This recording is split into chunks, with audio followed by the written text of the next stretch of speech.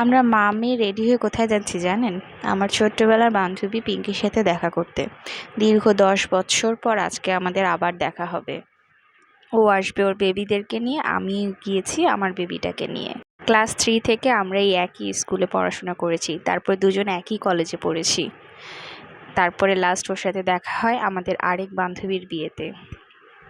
আমার বান্ধবীর সাথে দেখা হওয়া মুহূর্তগুলো আমি ঠিকমতো ধারণ করতে পারিনি, কারণ আমাদের ভিডিও করে দেওয়ার মতো কেউ ছিল না। স্কুলের ভিতর ঢুকে তো আমি পুরো নস্টালজিক হয়ে গেছিলাম। এই রাস্তা দিয়ে কত হেঁটেছি, কত খেলেছি, সব কিছু মনে পড়ে যাচ্ছিল। আমরা যখন প্রথম অ্যাডমিশন টেস্ট দিতে আসি তখন এই ক্লাসরুমেই আমাদের অ্যাডমিশন টেস্ট হয়, আর এখান থেকেই আমাদের স্কুলের জীবন শুরু। অ্যাসেম্বলিতে আমরা এই জায়গায় দাঁড়িয়ে থাকতাম। এখানে আমাদের টিচার্স রুম ছিল,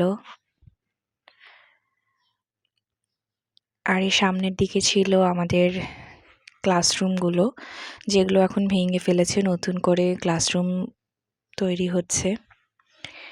সব কিছুই আগের মতো থেকেও আবার নেই, নতুনভাবে তৈরি হচ্ছে সব কিছু। হয়তো একসময় যে কয়টা ক্লাসরুম আছে সেগুলোও ভেঙে ফেলা হবে, তখন আমাদের স্মৃতিগুলো খুঁজেই পাওয়া যাবে না। আমাদের টিফিন পিরিয়ডে কোনখান থেকে আমরা টিফিন নিতাম সেই জায়গাটা এখনও আছে, আমরা সেখানেও ঘুরে বেরিয়েছি। আমরা যেই কলে পানি খেতে যেতাম সেই কল থেকেও পানি নিয়ে খেয়েছি। আমার আর আমার বান্ধবীর কোনো ভালো ভিডিও নেই যেহেতু, তো এই ছবিগুলোই শেয়ার করলাম আমার আর পিঙ্কির। আমাদের বাবুরাও দাঁড়িয়েছিল আমাদের সাথে।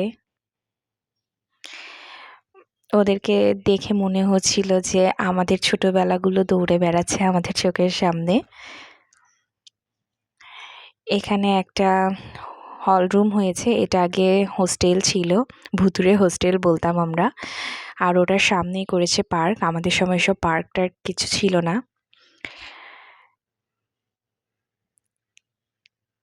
এই যে কলের কথা বলেছিলাম, এখানে সেই কল।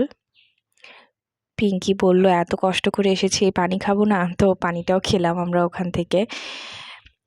স্কুলে অনেক সুন্দর বাগান করেছে, বাগানে ফুল ফুটেছে। আমাদের সময় বাগান ছিল, তবে এতটা সুন্দর ছিল না। এখন যেন ফুলগুলো অনেক সুন্দরভাবে ফুটে আছে।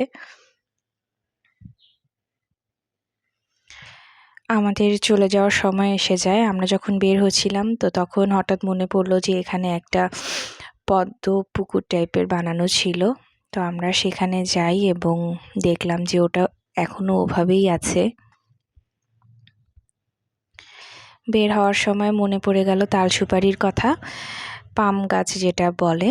তো এই সেই তাল সুপারি দেখে মনে হলো এটা না খেয়ে গেলেই হয় না। অনেক চেষ্টা করলাম যে এটা পেরে একটু খাবো, কিন্তু আমরা সফল হতে পারিনি। ফাইনালি বিফল হয়ে আমরা ফিরে আসলাম। স্কুলে ঢোকার সময় দেখেছিলাম ছোটবেলায় যে ঝালমুড়ি মামার কাছ থেকে আমরা ঝালমুড়ি কিনে খেতাম, সেই মামাটা ছিল, কিন্তু বের হওয়ার সময় আর আমরা তাকে পাইনি। সো এটাও আর পূরণ করা হলো না। পিঙ্কির বাবু দুটা অনেক মিষ্টি, সাফা ছিল দেখে আমাদের দুই বাবুকে ভালো করে সামলিয়ে রেখেছিল।